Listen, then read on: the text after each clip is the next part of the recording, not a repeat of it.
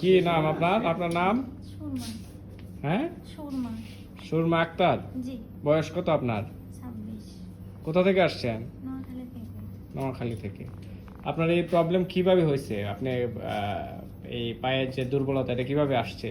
আমার রক্তের কণিকার সমস্যা ইসিডি, ওখান থেকে এটা হয়েছে নাকি। আচ্ছা আচ্ছা।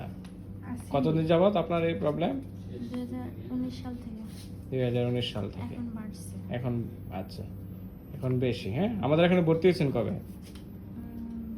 23 তারিখ না 22 তারিখে। এই মাসের 22 তারিখ, জি। অক্টোবরের 22। জি। আচ্ছা, করতে থাকেন এভাবে। হ্যাঁ,